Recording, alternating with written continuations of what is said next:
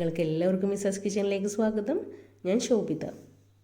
ഇന്ന് നമ്മൾ തയ്യാറാക്കാൻ പോകുന്നത് നല്ല അടിപൊളി ബീഫ് കറിയാണ്.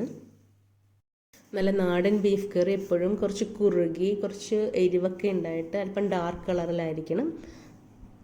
അപ്പോൾ നല്ല ടേസ്റ്റി ബീഫ് കറി വെക്കാനായിട്ട് ഇവിടെ ഏകദേശം 1 കിലോ ബീഫ് കഴുകി വെള്ളമൊക്കെ കളഞ്ഞ് കുക്കറിലേക്ക് ഇട്ട് വെച്ചിട്ടുണ്ട്. ഇത് നമുക്ക് ആദ്യം ഒന്ന് വേവിച്ചെടുക്കണം. അപ്പോൾ അതിനായി ഞാനിവിടെ ഒരു 1/2 ടീസ്പൂൺ മുളക് പൊടി ഇട്ട് കൊടുത്തിട്ടുണ്ട്. ഒരു 1/2 ടീസ്പൂൺ മല്ലിപ്പൊടി ഇട്ട് കൊടുക്കാം. ഒരു 1/4 ടീസ്പൂൺ മഞ്ഞൾപ്പൊടി ഇട്ട് കൊടുക്കാം. 1/2 ടീസ്പൂൺ ഗരം മസാലപ്പൊടി ചേർത്ത് കൊടുക്കാം. ഒരു 1/4 ടീസ്പൂൺ കുരുമുളക് പൊടി ചേർത്ത് കൊടുക്കാം. ആവശ്യത്തിന് ഉപ്പും ചേർത്തൊന്ന് മിക്സ് ചെയ്തെടുക്കാം. 1/4 കപ്പ് വെള്ളം കൂടി ഒഴിച്ചിട്ട് ഒരു 1/4 വേവ് ആവുന്നവരെ ഒന്ന് വേവിച്ചെടുക്കണം. അപ്പോൾ ബീഫ് വെന്ത് കഴിയുമ്പോൾ കുറച്ചധികം വെള്ളം ഉണ്ടാകും. നമുക്ക് ആ വെള്ളം ആവശ്യമുണ്ട്. അപ്പോൾ എക്സ്ട്രാ വെള്ളം വേറെ ആഡ് ചെയ്യേണ്ടി വരില്ല. വെള്ളം ഒഴിച്ചതിന് ശേഷം ഒന്നുകൂടെ മിക്സ് ചെയ്ത് കൊടുത്തിട്ടുണ്ട്. എന്നിട്ട് ഈ കുക്കറിൽ ഒരു വിസിൽ വന്നപ്പോൾ ഞാൻ ലോ ഫ്ലെയിമിൽ ഒരു 8 മിനിറ്റ് വേവിച്ചെടുത്ത്. അപ്പോൾ കറക്റ്റ് 1/4 വേവായിട്ട് എനിക്ക് കിട്ടി. ബീഫിൻ്റെ മൂപ്പനുസരിച്ചും കുക്കർ അനുസരിച്ചും വേവുന്ന ടൈമിൽ വ്യത്യാസം ഉണ്ടാകും കേട്ടോ. ഇനി ഇവിടെ ഒരു മൺചട്ടി ചൂടാക്കി വെച്ചിട്ടുണ്ട്. അതിനകത്തേക്ക് ഒരു 4-5 ടേബിൾ സ്പൂൺ വെളിച്ചെണ്ണ ഒഴിച്ചു കൊടുക്കാം. എണ്ണ ഒന്ന് ചൂടാവട്ടെ. മസാല തയ്യാറാക്കാനായിട്ട് ഞാൻ ഇവിടെ ഒരു 2 മീഡിയം സൈസ് സവാള തിന്നായിട്ട് അരിഞ്ഞെടുത്തിട്ടുണ്ട്. ഒരു 5 അത്യാവശ്യം എരിവുള്ള പച്ചമുളക് സ്ലിറ്റ് ചെയ്തെടുത്തിട്ടുണ്ട്. ഒരു 8-10 ചുവന്നുള്ളി കട്ട് ചെയ്തെടുത്തിട്ടുണ്ട്. ഒരു 10-12 അല്ലി വെളുത്തുള്ളി, ഒരു വലിയ കഷ്ണം ഇഞ്ചി ചതച്ചെടുത്തിട്ടുണ്ട്. കുറച്ച് വേപ്പില എടുത്തിട്ടുണ്ട്. ഇതെല്ലാം ഒരുമിച്ച് മൺചട്ടിയിലിട്ടൊന്ന് വഴറ്റിയെടുക്കാം.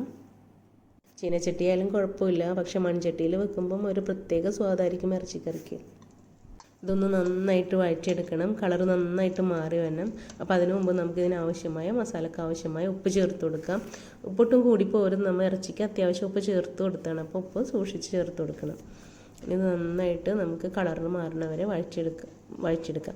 ഇടയ്ക്കിടയ്ക്ക് വഴറ്റി കൊടുത്താൽ മതി, കണ്ടിന്യൂസ് ആയിട്ട് വഴറ്റണമെന്നില്ല. വെളിച്ചെണ്ണ അത്യാവശ്യം നമ്മൾ ഒഴിച്ച് കൊടുത്തിട്ടുണ്ട്. പിന്നെ ഇഞ്ചി വല്ലാണ്ടൊന്നും ചതഞ്ഞിട്ടില്ല, ജസ്റ്റ് ഒന്ന് കുത്തിയെടുത്തോളൂ. അപ്പോൾ അതുകൊണ്ട് അടിപ്പിടിക്കാൻ സാധ്യത കുറവാണ്. സവാളയുടെ കളർ നന്നായിട്ട് മാറിയിട്ടുണ്ട്. ഇനി നമുക്കിനകത്തേക്ക് ഒരു തക്കാളി കട്ട് ചെയ്ത് ചേർത്ത് കൊടുക്കാം. ഇതും നന്നായിട്ടൊന്ന് സോഫ്റ്റ് ആകണം.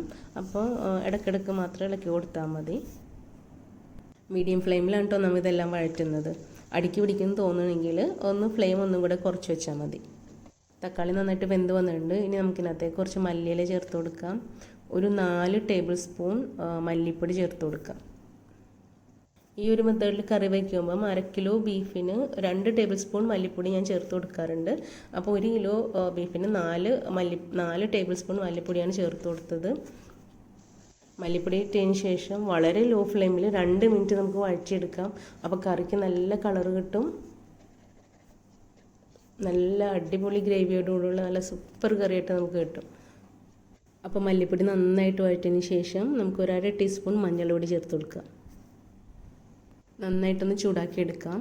എന്നിട്ട് 1 ടീസ്പൂൺ കാശ്മീരി ചില്ലി പൗഡറും 1 ടീസ്പൂൺ എരിവുള്ള ചില്ലി പൗഡറും ചേർത്ത് കൊടുക്കാം. ഇത് നന്നായിട്ടൊന്ന് ചൂടാക്കി എടുക്കാം. കുറച്ച് സ്പൈസി ആയിട്ടാണ് നമ്മളിത് വയ്ക്കുന്നത്. അപ്പോൾ ഇത്രയും എരിവ് വേണ്ടാന്നുണ്ടെങ്കിൽ ഞാൻ എപ്പോഴും പറയാറുള്ള പോലെ കുരുമുളകിൻ്റെയും പിന്നെ മുളക് പൊടിയുടെയൊക്കെ അളവ് നമുക്ക് കുറച്ച് കുറക്കാവുന്നതാണ് കേട്ടോ.